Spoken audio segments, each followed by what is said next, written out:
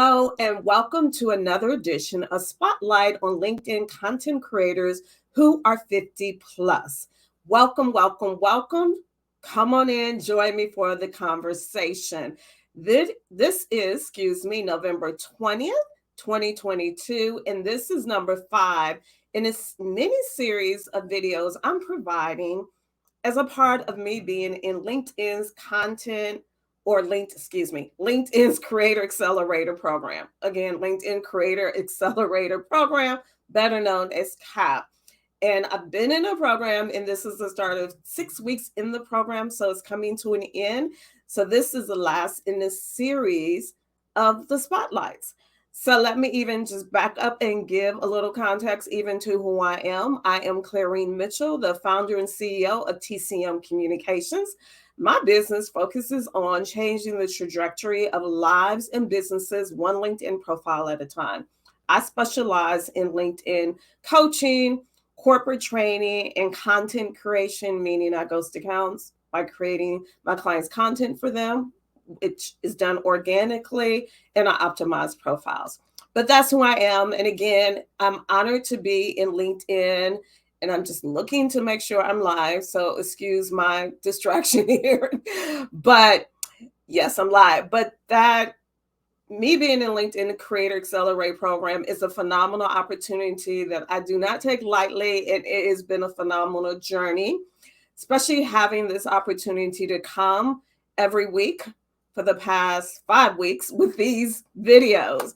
So, and I see some have joined. Hello, Miss Styles, because I don't want to say your first name wrong. So I'm going to just put you up here. But nice to have you. Thanks for tuning in. Hey, Beth. Thank you so much, Beth. You've been a major silent partner kind of sort of in this project, really from the beginning. And just thanks for the confirmation, Ari. I saw the notification as well. And thanks, Donald. So I'm loving the fact that my 50 plus community is here joining me. But again, I want to give a special shout out to Beth, because she's been like a silent partner with me when I need to bounce off some ideas or to engage me in my content. She's been featured. I think it was episode week 2 of this mini series. She's been featured here as well. And this past week was a part of a content campaign that was just phenomenal. And Donald was a part of that, and Ari was a part of that. But we made a huge, when I say we, I'm talking about us 50 plus content creators. We made a huge splash on LinkedIn on Thursday. So thank you so much, Beth, for all of your support. I appreciate it. And hi, Sharon. Good to have you here as well. Happy Sunday to you. I am waiting for my guests to come. But the whole show today was going to be a little different, and still will be a little different, where I want to focus on a particular niche within the 50 plus content creator sector, so to speak, I'll say. And that is we who are Black content creators specifically. And even let me just back up a little, even giving some context to why I wanted to bring this as the conversation as I end this mini series. And so clearly I'm a Black woman, proud to be a Black woman, and proud to be a 56-year-old Black woman with a tech-based business who creates content, not just for myself. I create content for my clients, and I create content creators through the coaching process. With that said, wanted to be clear though, even in transparency, because people may say, okay, and I don't think I mentioned, because I got distracted, well, not distracted, but excited about the comments that I was seeing, but even backing up. So this is a part of, again, me being in LinkedIn's Creator Accelerator program. And my project is all about disrupting ageism in the LinkedIn content creation community. I say ageism, and initially I thought it was just one of those, pet peeves of mine or frustrations or concern of mine. When I launched the program, I saw it was much bigger than me. I saw, and I continue to see, even in the comments now, from others who are 50 plus creators who feel the same way to varying degrees, that there's a void with understanding and embracing and appreciating us who are 50 plus, yet we are valued content creators on this platform. But some may think, okay, why is Clarine, focusing on this, disrupting the ageism in the LinkedIn content creator community, considering she's in the LinkedIn CAP program, creator accelerator program. So how could they be, there be ageism when she's in the program? Okay, mind you, the program, there's 120 of us in this particular cohort, right? So I'm one within that 120. Also understand that I submitted an application that was reviewed and approved for its relevancy, right? And that's why I'm in the program, but also understanding that I've hustled. And I should even say, trying to figure out a stronger word, but I don't do profanity or any of that kind of language. But I've hustled. I've been on my grind with LinkedIn and my content creation consistently for 5+ years, literally. Where if you go through my activities section on LinkedIn on my profile, you will go on and on and on, and you will see that I've been creating content extensively, consistently for 5+ years. So I hustled my behind into my butt into the Creator Accelerator program. So I have no shame with that, or no, apologies I give for that. But that doesn't mean I'm not still seeing ageism, right, in the creator community. Yes, I recently went to LinkedIn Chicago's office to an invite only event and spent the day there. But again, my track record of 5+ years of hustling on this platform. So I guess maybe I'm venting because this is the last I want to share in this mini series. So that I think we'll see. But so I want to make sure I give that context to why this topic is near and dear to me. And so beyond all of that, that people may see and like, oh, yeah, Clarine playing two sides of the fence. No, Clarine is not playing two sides of the fence. I've lived the life as a 50 plus content creator on this platform, and feeling I've had to do, especially as a Black woman, feeling I had to do more than others, right? And still not get the opportunities or the exposure of others. Even to the extent of me being an entrepreneur, a business owner, and understanding from what's been told to me directly by prospects or implied, or I could see, based on the decisions they made with either going with me or someone else, that I was overlooked. My project, my proposal, my services in favor of someone who was much younger than me, just because they were much younger than me. And the whole assumption that just because someone is younger, that means, oh, they're great with social media and creating content. And this project has not been, and I'm going to get to the comments, and I just need to vent here a bit. This project has not been to slam any other age demographics, whether it's Gen Z, millennials, or whomever. It's been all about bringing awareness about we who are 50 plus. And again, me losing out as a business owner on contracts, on projects, on business, on revenue, right? Because the assumption that younger generations are better at social media. Yes, maybe they were born into it, so to speak, but that doesn't mean that, and I made a poll about this last week, and, I wish people would be honest with this, but it doesn't mean that younger generations are, automatically, wired to do social media and to do social media well. And just because individuals who are older didn't grow up with social media, so to speak, or it wasn't the norm for us, doesn't mean that we're challenged by it. Not all younger individuals are good with social media, just like not all older individuals are good with social media, or whatever the case may be. It's not about the age, it's about the skills, the expertise, the experience, and all of that, irregardless of age. Okay. I think I'm done venting. I think. So like um and so the double side of it too, when it comes to, just like, and I've always said, LinkedIn is an extension of the traditional work world, where we know certain issues happen in the traditional work world. Why do we think that there's a line and then it just stops? Because we go into the social media world. And so, with LinkedIn being the number one really exclusive social media platform for professional business purposes, just as we see ageism in the traditional work world, we see it here on LinkedIn as well.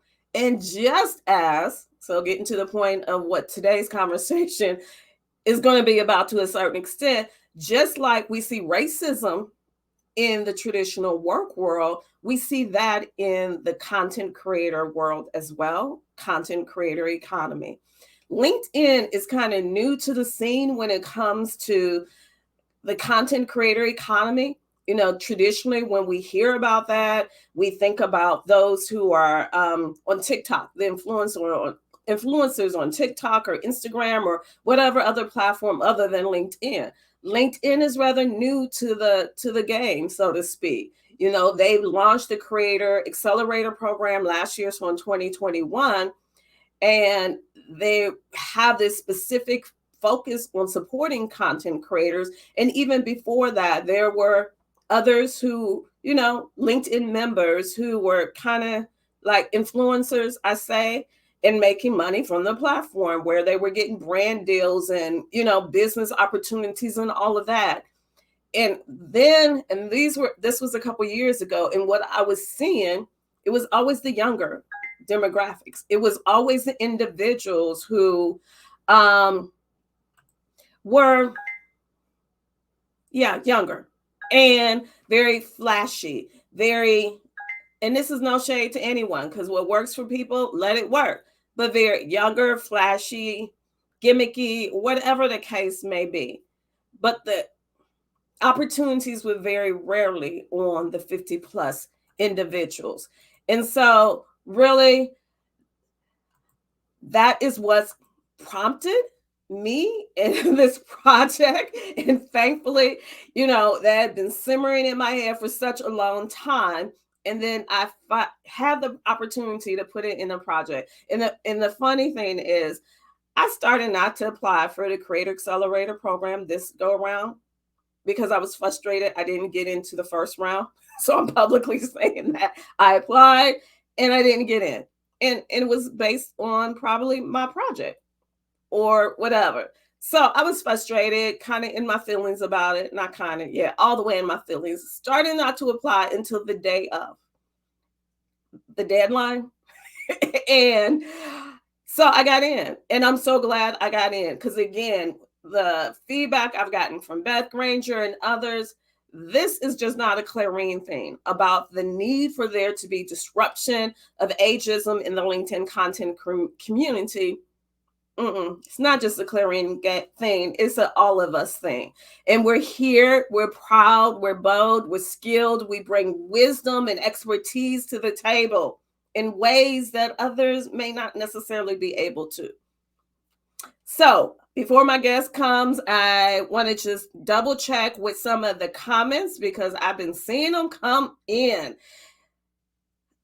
And so this is Ari saying, it was nice to meet so many of our community members this week. So again, I had a content campaign specifically with my 50 plus peers, and it was phenomenal. Like, I'm still getting engagement from my post, and I'm sure some of my peers are as well. It was phenomenal, Ari. So thanks for participating. Ageism is such an important topic. Those of us who have faced it can relate and appreciate your spotlight. Thank you, Ari. I believe, and like with any other ism, whether it's sexism, racism, or whatever the ism may be, oftentimes it's hard to prove. I believe I wouldn't have became an entrepreneur when I did if I had gotten a job when I was unemployed back in 2016, 2017. And I believe I didn't get a job in part because of ageism. But that's just my belief. Can't prove it, but I'm glad that I started my business and I'm doing what I do because it's my purpose.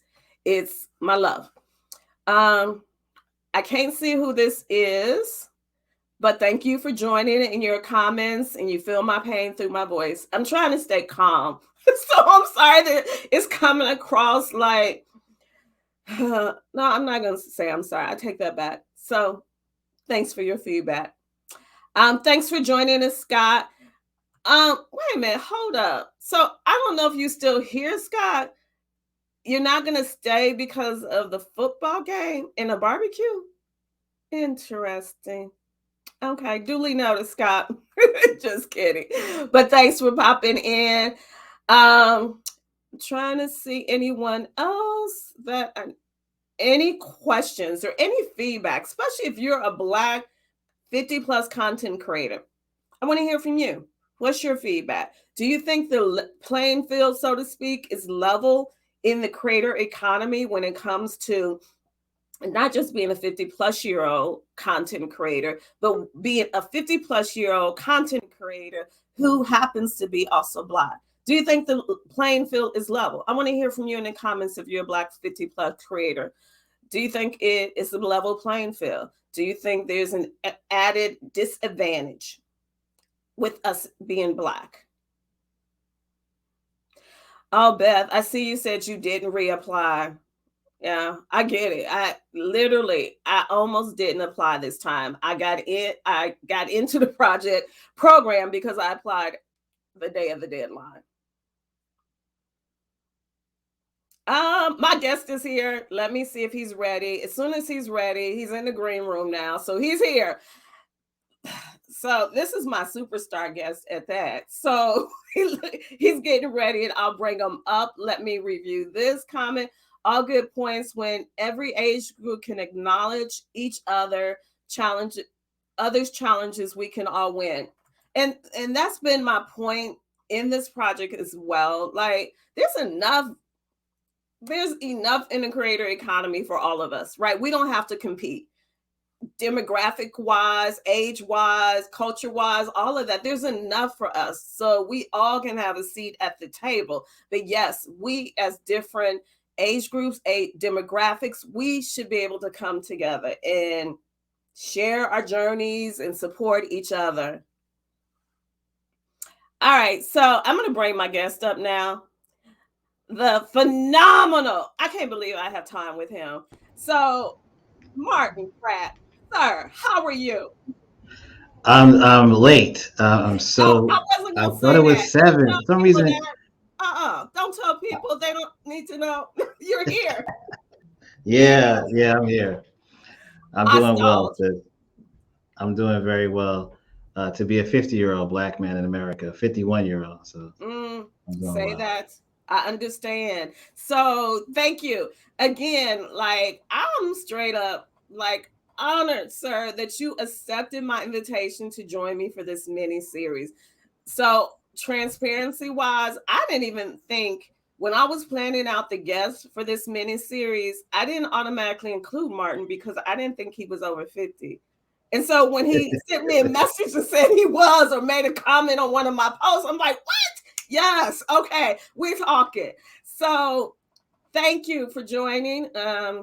Martin, I'm not even gonna introduce you. I'm gonna let you Hmm. introduce yourself and then we're gonna get into it because I've kind of you'll have to watch the replay to hear because I've been venting for like 15 minutes and just giving an overview of the Okay, well project. I'm sorry. that's really healthy.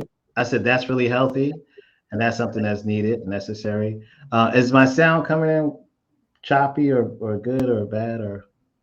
It's a little choppy, but I can hear you, so we're gonna roll with it, okay? For the sake Okay. of time. Yes, ma'am. Um, so introduce yourself. I know who you Yes, are, and there was a reason why I wanted you to be a part of this conversation, but I want you to talk about it. So, who are you, sir? absolutely. Hi, everyone. I am a 51-year-old content creator occasionally, not necessarily. I don't consider myself to be a full-time content creator, even though I do a daily show. I think of myself as someone who gives out information, and then I'm done. So whatever that information I need to give out, and then it's almost like an announcer. I think people who create content really put a lot of time and work into how that content lands and how Mhm. people live with that content and all Yeah. that. I don't. I'm here to give information or receive information. And so my journey has been from a techie in the 80s to a retail startup entrepreneur in the late 90s with an internet cafe called Cocoa Bar that I operated the internet side while the retail food side business was operated by a different set of folks.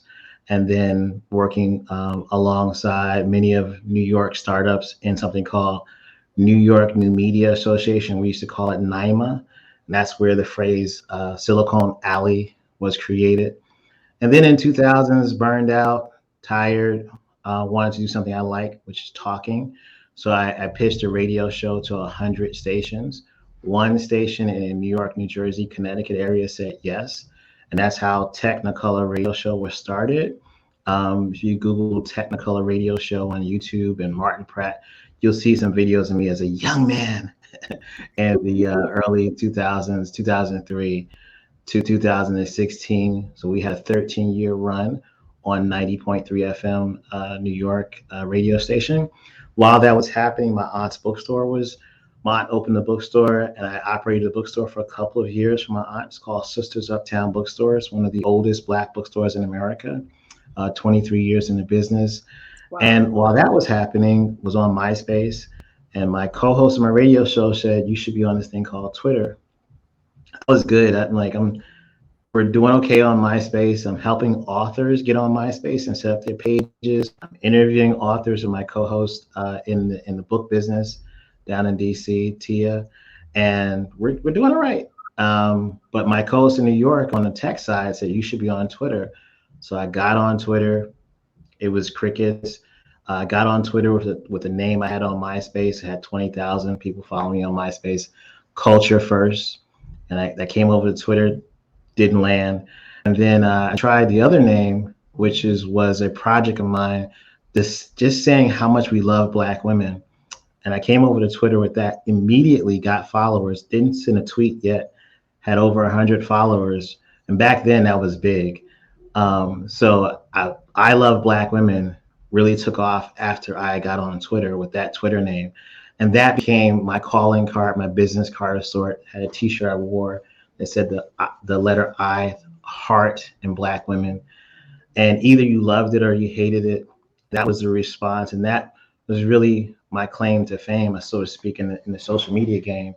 Was that? But again, years before that, with the internet cafe, Omar Wasu, who's the founder of Black Planet, would use our internet cafe, and I learned who Omar was and what he was working on.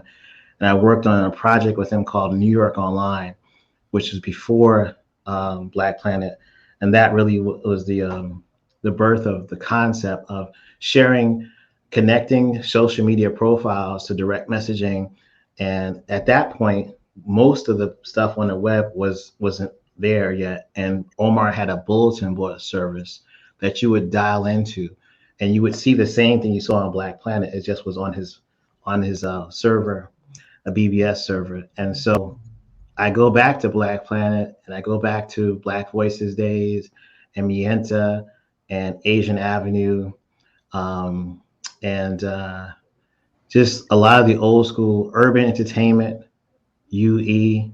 Urban entertainment was YouTube before YouTube was YouTube. Black people created the first video portal that went viral. YouTube took its setup from urban entertainment. What was on urban entertainment? It was Undercover Brother. It was the Budweiser commercial, What's Up? That came all from a video portal out of DC. I'm sorry, out of California. Two young Black guys created that, and they sold it. And then YouTube was born with the exact same format, the exact same things. And this is all during the days of dial-up modems and net zero. So I'm an OG in that game. And then with I Love Black Women, we were able to create and be there for the creation of Black Twitter. Myself, Wayne Sutton, a sister by the name of April Davis, who unfortunately has passed on. Around Harlem was her blog, and Mike Street, who also unfortunately has passed on. Mr. Mike Street created the first social media week in New York, Uptown. So up until that, all the white folks had social media. We had no social media week in the five boroughs, other than the white area. And Mike went to the founder of Social Media Week and said, "You need to diversify. Come to Harlem." And so our first meetup for Black Twitter was in New York. A couple of people flew in that When was were. that? It was at the bowling alley, actually. No, when? Oh, When? What year? I got to go back in my notes. I want to say like maybe 2010, 2011. Not really sure. Whenever it was right after there was two Black women that opened a bowling alley in Harlem, and right after Harlem Lanes was open, we had our first meetup there. So that was Black history, Black Twitter history in the making. And so fast forwarding, worked on a lot of projects for Black organizations like Aspire TV, Time Warner, and Charter were merging at that time, and they were not putting Aspire, which airs or used to air HBCU football games, on the carriage. And so we protested at the FCC website, and that got Charter's attention, and Charter decided to keep Aspire on the carriage. March on Washington did a lot of work with that, the 50th anniversary, a couple of political campaigns. And so just been around, social strategy and digital strategy are working For a particularly long time.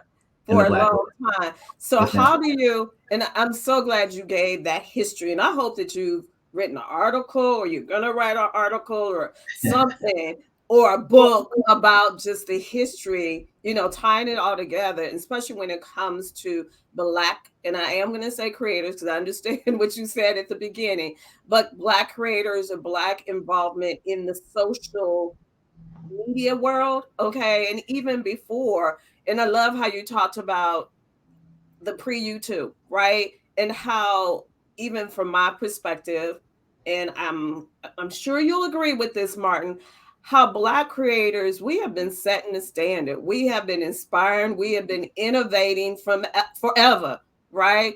But it's been appropriated, misappropriated, right? And it's been taken to different levels without proper credit, without the monetization coming our way equally or fairly, right? And so let's fast track from everything that you just went through. And I'm sure there's some that you left out to, and how I got exposure to you. Black LinkedIn is thriving. Let's talk about that. Sure. Um, Bianca Jackson and Dr. Lanisha Adam, I'm one of five co-founders, and primarily Dr. Adams and Bianca uh, loved the New York Times article "Black LinkedIn is Thriving," and they created a room on an app called Clubhouse. That room was regularly done before Clubhouse started having clubs. So we're approaching our second year anniversary next month Wait a of. minute. So, excuse me, Martin. For people who are not familiar with that article, that New York Times article, Yes, just ma'am. talk about it briefly, please. Sure. It was an article done by Ashanti Martin that talks a lot about the Black creators or Black folks who showed up in their authentic selves, such as Elizabeth Iba, Aisha Joseph, Future Kane, John Graham, um, and others. I'm missing one person, and that they showed up on LinkedIn, professionals in their spaces, but also, um, as we all were, severely impacted by watching the murder of George Floyd. And from that point forward, LinkedIn, the platform, was a place that those Black folks felt like they could be their authentic self. And whether or not LinkedIn, the platform, would allow Blackness to really shine was interesting. When Shanti tells her story, she had not titled the article. Her editor titled the article, and I think that it was funny to me because with Black Twitter, we actually used the hashtag Black Twitter. With Black LinkedIn, we didn't really use a hashtag, or they didn't really use a hashtag. They were Black and they're on LinkedIn. That's it, right? But it's interesting to see an editor look at the content and say, "Oh, this is Black LinkedIn. This Right. thing, this movement, these people showing up authentically centered in their existence, that is something that we consider to be Black on LinkedIn or Black LinkedIn." So the title came from a New York Times editor. I understand that from my years of being a print journalist, 30 plus years doing writing, and always being frustrated and disappointed when the editor would flip and change the headline of my articles. But yeah, that was their role. So I'm just, so with all of that, let's talk about the importance of, again, so my project is all about the 50 plus sector on LinkedIn who create some consistent content, how we're not necessarily a part of the conversations when it comes to the creator economy. And LinkedIn is new to the game, so to speak, when it comes to influencer or creator economy. But we need to be included, and we need to be in the forefront of that. When I say we, I mean 50 plus year olds, for one, because we're the ones who have been consistently with this platform and creating content and helping the platform to grow. And we're still here. We're not gone. Yeah. And as they're, excited to welcome Gen Zs and millennials, be excited about us still being here as well. But then also the need to also have the recognition and the inclusion of 50 plus creators who are Black. Because, Right. and I don't know if you heard, so again, I was mentioning before, but just the inequities that are always there in the work world when it comes to Black individuals as professionals, and how that is true in the creator economy as well, and on LinkedIn as well. Can you speak to that, please? Sure. I want to just go back to making a distinctive difference between the article and what we Mm-hmm. do on LinkedIn. So the article highlighted individuals we're inspired, and that was the inspiration to create the Right. room. And then because of COVID, most people were home and we were sequestered away. So with Clubhouse being social audio, because part of this is all, I think if COVID hadn't happened, I don't know that we would have shown up the same way. Now Mm-hmm. that's not to say that, unfortunately, we know police brutality is ingrained in America. So it's not to say that George Floyd wouldn't have received the same murderous treatment. But it's also to say that there was a certain time, and I think this is the important takeaway for me, for people over 50, but people in general, and then Black people over 50. Here's one takeaway: when an opportunity presents itself, do your best to center you, not me, not do it the way Martin or do it the way Sister Mitchell would do it, but do it the way you do it, the most authentic way you can. Mm-hmm. Center yourself in that moment and look, listen, and keep your eyes open for the opportunity. So Clubhouse allowed audio, people could talk, created a room around an article, had different people come into the room. I intentionally created a private group of Black LinkedIn is Thriving and centered those people in the article as admins of the group, and centered the conversation and tried to show up authentically, celebrating what they were doing on LinkedIn, but also making space for a person who sells insurance or someone who is Mm-hmm. a logistics officer for Lockheed Martin to also express themselves about their Black experience on LinkedIn and Blackness in general. Then Clubhouse says, let's create a club. Here's your club. So we took advantage of that club, and we've been doing that club for 2 years, 9 a.m. every single Sunday. We haven't missed a Sunday except for But I miss them. Wait a minute. I miss them because I'm at church at 9 a.m. on Sundays. there you go. So my apologies. No, it's okay. And it's not everybody's cup of tea. The thing that Mhm. I want people to take away is that there was an opportunity. We grabbed it. We weren't afraid. And nothing's ever going to be perfect. We're all imperfect human beings. So there's going to be Right. feelings hurt. There's going to be mistakes that are made. But Right. the thing is to not take the opportunity. Take the opportunity. Fail forward and think about where you're going to be in 2 years. So it's hard to conceive, a lot of people, hard to conceive coming out of COVID, yet here we are. Hard to conceive the second term of Biden's administration, but yet will be possibly. It's hard to conceive 2032 when my daughter, who's a one, will be 12, but that will happen. So if you don't conceive and plan for what's coming, you'll just be taken along. And at the same time, let's say you plan it and it works out similar to where you're hoping it works out to, but then there's a twist Right. and there's this and that. That's life.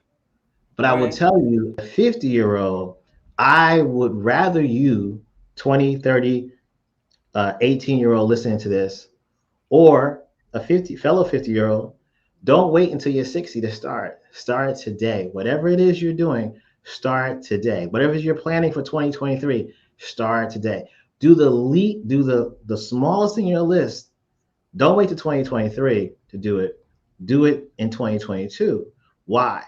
Because that energy that you expend today, which is January, will impact you and your content, your followers, your family in a way you won't expect, in a way you won't see. And what Right. I'm super excited about it being 50, and to your question, is that at 50, it's hard for the head of LinkedIn CEO to say some shit to me that he would say to a 22-year-old. It's hard for Elon Musk to tell me on Twitter what I can and can't do or regulate me because I've been on Twitter since 2007. And when he was in college designing things, I was on the streets of New York selling computers hand to hand and delivering computers to people's homes and setting them up with net zero. So Wow. when you're at 50, it's less things that people get to say to you and take from you, but it's more that we have to give. Unfortunately, what I find to answer your question is that we don't necessarily network at 50 like we did at 30 and 40. Why is So at that? 50, sometimes you're tired. Sometimes you're feeling like, we can't necessarily, you think of all the things why not to. And you find yourself going, I don't want to deal with these, these people because I've done it all, They're right? done that, tired, like forget Right, it. Don't right, have the right, right, energy for it. Mm-hmm. right, right. But the problem with that thought, especially if you're in an underserved community like the Black community, underserved, but disproportionately affected by trigger warning, young people's suicide. The top of the black of suicide is Black boys aged 10 to 17. You can just Google disproportionately affected by COVID. We lost out of all races in America, we lost the most during COVID. Now that's changed. During COVID, we lost 40% of our businesses. Now we got those back and 20% more. But my point is, we constantly are disproportionately affected by. Yes. And what happens when you're in that space, disproportionately affected by things, and you have less access, then you Mm-hmm. have to create more opportunities. And yes, it's messed up. And this is the thing that nobody told me at 22, 18, Mm-hmm. 15, 14. I wish, and my goal is to leave the planet with two things. Martin gave information and connected people. So he informed and empowered his community and connected people. The second thing is Martin created a rites of passage program for boys and girls separately. And those boys and girls at 19 are choosing a new path for themselves than they had at 12 or at 11. So they were in their second win, their second act by the time they're 20. By the time they're 30, they're on their fourth act. That's what I want to leave the planet with. Because, as somebody said to me, every stage you're going to have to work. Like there's no not working. There's nothing. Like if you're 70, guess what? You got to work to keep your blood sugar a certain way. You got to work to stretch. You got to the body breaks down. So every step of the way you're going to work. There's no retire. I grew up in the industry or the time people said you get your gold watch, you're retired, you go off to the Uh, sun. no That more. that's That's not not that's really. not that's not how that works. Yeah. And unfortunately, not only there's no gold watch, there's no sunset. Climate change, you know. So it's like the thing we have to really overstand right now. And I also want to say for our little kids, these little ones, I'm so impressed with Generation A. As one of the brightest spots in mine is these 6 year olds, these 10 year olds, these 11 year olds, the 12 year olds. We have one on LinkedIn. His name is Caden Harris. I'm reaching out to mentor him and connecting with two older gentlemen who will definitely mentor him. He's 10 and created a financial literacy program that's on a bus. He crowdfunded money to get a bus, outfits the bus with all kind of monitors and desks and chairs, and he's going around Georgia at 10 lecturing other kids and showing them how to use financial literacy tools. So when they're That's 20, they're not phenomenal. in debt. That's That's the phenomenal. power. And he's That's on LinkedIn. He's on LinkedIn every day. Caden Harris, just Cadn Harris. There's also Caden Johnson who's on Instagram. He's 12. He's had a nonprofit for the past 7 years in Georgia, also, and he's giving out hats, gloves, and hats, gloves, and scarves for the past 7 years, raising money, buying the hats and gloves, going around Georgia to poor neighborhoods, rural neighborhoods, and making sure they have enough to keep great. themselves warm. Right. Can we get These to a are question?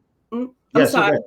Can we get to a question? Because I want to make sure we keep the Yes, conversation. And that's great. The younger generations are embracing LinkedIn and doing phenomenal work and the legacy that you're establishing. But I want to get the conversation back to us 50 plus yes, creators yes, who are here. And even to the point that you mentioned about we need to seize the time that's here and the opportunity that's here now. From my perspective, again, seeing LinkedIn being new to the creator economy process, we need to firmly establish ourselves so that we are not overlooked as it continues to progress on the platform. But going back to what you do on Clubhouse and knowing that LinkedIn now has the LinkedIn audio events, which is similar yes. to Clubhouse, but I say better because it offers more features.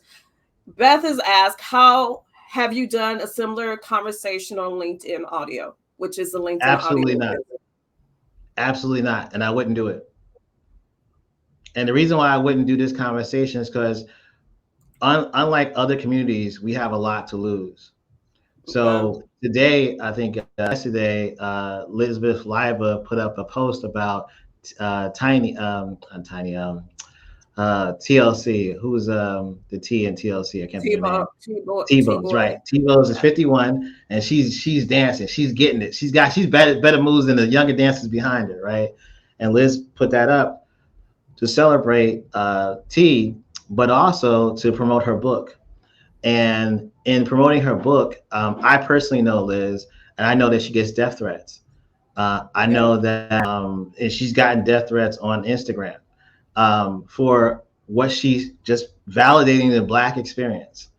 So that's just for a post. Could you imagine listening on a LinkedIn audio room to some of the things that people say But and just Mark, go ahead. no, I don't mean to interrupt, and because I've had Elizabeth on my LinkedIn live show about imposter Mhm. syndrome disrupted, and she Mhm. shared that in Right. like, yes. But can you understand or explain? I'm sorry, the difference between like so on Clubhouse, it's an Yes. audio event, right? Yes. LinkedIn audio events, they're private, they're not recorded. What's the comfortability with continuing to have those conversations there? And I'm asking this for conversation's sake, but Yeah. what's Exactly. the what having the conversations continue to have them on Clubhouse, but not on LinkedIn audio events? Right. Safer place, less vulnerable. Your coworkers aren't there. Your clients aren't necessarily there. What I will say is, one of our first LinkedIn live audio events we're going to do is going to be next week after next, and it's going to be around should you use emojis in your text to your coworkers or not. So that's a different kind of conversation. Totally That's the different. conversation with That's not a that. real talk conversation. That's just I mean, but listen. One of the top news articles last week. Now we planned yeah, this I saw a month that. ago, Yeah, I saw and so that. we talked about this on Clubhouse a month ago. I mean, no, 2 months ago. That we want. Okay, we're going to go to LinkedIn Live. Hey guys, what do you think we should talk about? Everyone's concern is about we can't have vulnerable conversation on LinkedIn. It's too raw. People get upset. The trolls happen. The room might get shut down. All kind of things magically happen. So, and they have been. I put up a post once on LinkedIn when LinkedIn changed the graphic to the red, green, and black. For Black History Month. I don't know if you remember that 2 years ago. They also made Tyler Perry the brand ambassador, and I don't want to get you in trouble. So I'm gonna say, Sister Mitchell has nothing to do with what Martin is saying. But I put up a post making fun Yeah, of the can you repeat that disclaimer? Because Sister Mitchell has nothing to this do with what Martin is episode is saying. being But sponsored listen, by LinkedIn. but listen, the head of diversity is the vice president of diversity is a Black LinkedIn member. So she got you. She got you. But no, seriously, I thought it was private. Like in other words, I didn't post it. I didn't feature my post. I made a little joke and I put the LinkedIn logo on top of this rapper's body that's in CB40. That's like I'm black and blackity blackity black black black black black. Yeah. And my followers and my people we were having fun. Here comes LinkedIn help. Martin, we posted this because blah, blah, blah, blah, blah. I didn't tag anybody. I didn't use the at sign. So my thing with LinkedIn, as far as when I come to my community and my people, I have to do a lot more work to provide cover for the community we've built on this platform. And I understand providing cover means I have to think through, just like we do in a real day-to-day job, the code switching we code have to switch, do. right? And You know people why? don't Because know outside of our community what that means, right? well, I think that now they do. That was one of the things people asked about during the summer after George Floyd was murdered. People that really cared. Well, how can I support? How can I really show up? You guys are saying we're not showing up. Okay, well, you can allow me to be black, allow my hair. We have all these laws and all this other stuff that regulate, but just in your vision, just in your thought pattern, you can see, unless you're, just choosing to be ignorant, you can see or should feel I am not allowed to be myself. And what myself does, whenever you feel uncomfortable about something Martin says, check yourself. Because I'm just being Martin.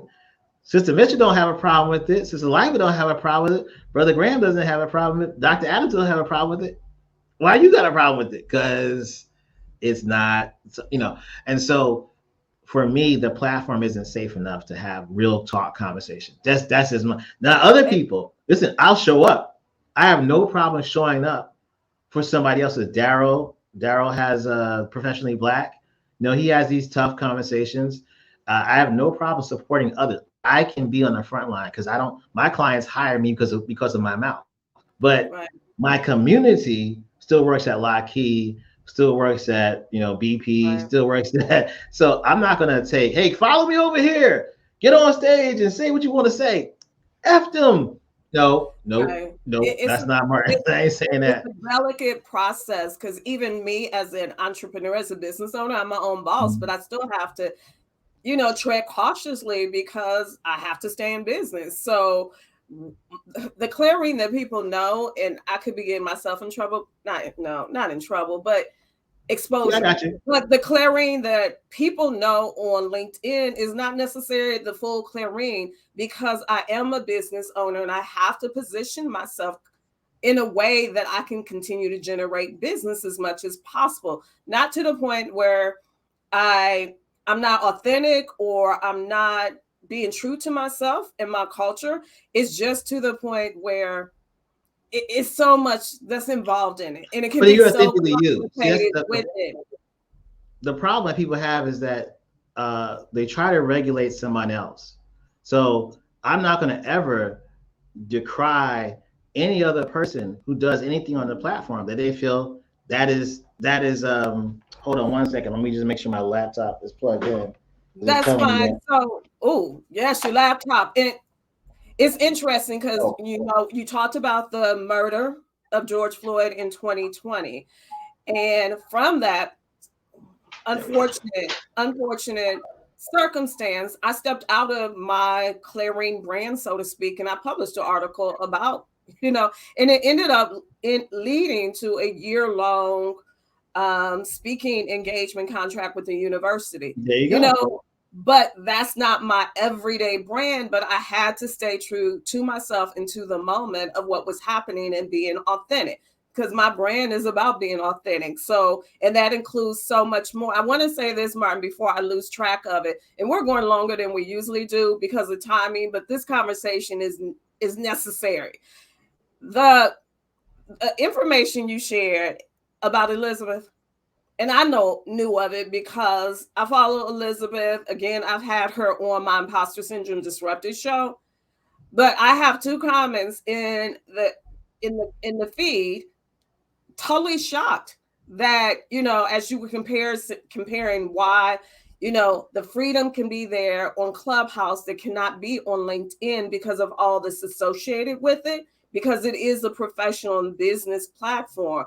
But totally shocked that death threats that she's received because she's being her authentic self. She's a DUI individual, and with her being her authentic self and speaking from the experience of being a Black woman and what is happening in the world, yes, she receives death threats on a regular basis, unfortunately. And that's the world that we're still living in, that people sometimes just are not aware of. And I know she would get on me if I wasn't balanced. Unfortunately, she received a death threat that I know of while she was on Clubhouse, from a Black person, because that the trigger, the thing about audio, I think that's different, and this is why 50 plus should be cool with the space, is that we all grew up on radio. Some of us may remember Frankie Crocker, Quiet Storm. Some of us may remember. Oh, Uh, throwback. Oh my, yes. yes, some of us may remember in New York, or the New York Eastern Seaboard, Darvin Levy, rocking you, Caribbean. And there were famous DJs that used their voice and their throat muscles to create a following. And Right. audio, for whatever reason, hits different than video. And so, unfortunately, what Liz was talking about, was nothing triggering, but this individual felt so adamant because she speaks her truth in her space, not their truth, not Right. somebody else. She's speaking Right. Liz's truth. Right. That conviction, particularly with women, I think we have a problem in our society when women, and of course Black women, but when women speak their truth, for whatever reason, you have toxic masculinity that is immediately flared up. It's like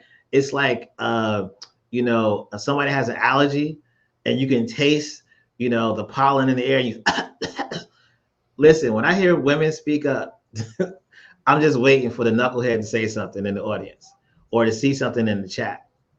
And so, unfortunately, she Yeah. read death threat from Clubhouse onto Instagram. But my point is that her regular place of business, or her regular place that she posts, is on LinkedIn, and so that's a regular. So when you speak up and when you show up as you, for whatever reason in this society, certain people can't speak up or not allowed. They're not embraced. Society is not. You have the freedom to speak up, Yeah, and there not it's be not. any No, repercussions from speaking up. absolutely. And even with outside of, not outside of, because I don't want to diminish though, the death threats, people have to understand and remember, it's not just about what comes at you as a result of however we may be putting our content out there. is who sees it. We don't know they see it. And they make decisions not to do business with us, not to support us, not to whatever the case may be, based on that content without even having any interaction or engagement with us on the platform directly. I want to acknowledge and read Donald's comment here. Um, and I appreciate those who are not a part of the Black community that are still here and listening and engaging with this conversation. So, Donald, this helps people understand it's not divisive rather. Thank you for sharing these thoughts. Some people simply don't know what they don't know. Let me say that again. Some people simply don't know what they don't know. So glad you're still here and you're finding this of value. Hey, Keisha Kent is in the house. Hey, Keisha, how you doing? What's up, Miss Um, Keith? so let me just ask you this so we can wrap up because this is a conversation like we can keep on and on and on. Um, for 50 See, that was plus, Sister Michelle. Y'all heard. Now you heard, Claire. You heard that. Said we keep on and on and on and on. That was the authentic. That was her right there. I okay. brought it out. I brought it out. Uh, all right. So for 50 plus Black Yes. content creators on LinkedIn, I'm asking this facetiously. I already know what the answer is because you're a 50 plus provider of information. Yes. Should there be a seat at the table for us Black 50 plus LinkedIn content creators in the content creator economy? Of course, but the but part is for me is There's that a what? yeah, there's a but part because here's the thing with social media that I always say that it makes Mhm. it difficult for a lot of people to accept. And then you can. I'm always open to different opinions. I don't think I'm God, and I don't think by no means do I have more intel than someone else. And for me, intelligence is what you have access to that helps shape and gets you centered. So my intelligence my intel access to is that F LinkedIn, F Clubhouse, F Twitter. Who are you showing up as in yourself? And who does that person that you show up as authentically as you, how does that interact with what your goals and your mission is, or your passion is, or your purpose is? That's what needs to come through. So Mhm. whether or not you are a LinkedIn creator, content creator, or in the program, whether or not you're an Amazon influencer as I am, or in their program, whether you are an Instagram content creator and getting paid on Instagram, whether or not you are part of Spotify's new program for content creators, Walmart's new program for content creators, see what content creators becoming. Every Right. platform is doing It, it. Every it yeah. it doesn't matter. In other words, if you get in the program or you don't get in the program, you need to show up as you. And what I was saying earlier about the younger generation, it's our responsibility. I feel we finally have a generation that's looking to us for answers. I will say we had a break. Millennials gave us a break. They didn't care. They didn't show up. They was like, whatever, boomer this, boomer that. Gen Z and Gen A, they ask their grandma and grandpa, they ask their auntie and uncle. They want to know. And it's their response. They're going to have to carry this world on their shoulders.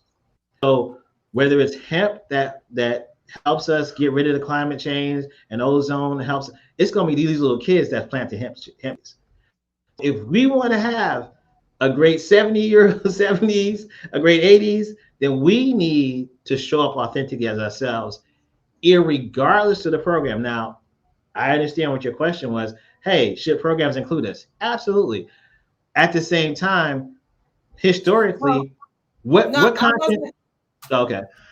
I wasn't specifically talking about necessarily programs. And Beth, I'm going to get to your question because my concern and my focus with this project was prior to the project and prior to the program and Okay. outside of it, right? And so overall, for those of us who focus on generating business from the platform, let me just say that of us who generate business from the platform primarily through the content that we create, that Right. becomes a part of the creator economy. Outside of the Creator Accelerator program or whomever's program, our presence on this platform, because this show again is sponsored by LinkedIn, so I'm not going to focus on the other ones. So when we create content on this platform consistently, it builds our brands and it creates revenue for Continuity. us Yeah. Yeah. because it creates clients for our businesses. So that's where my question was coming from.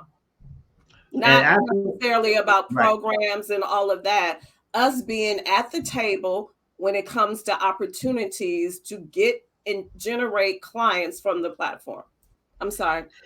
I think if you know there's a table set, if you know there's a table and there's some food on that table, yeah. But We what if need you to don't know show this? up. We Right. need But to so show up, right? but here's my thing is that I have a bigger mission for Black folks particularly, but all 50-year-olds.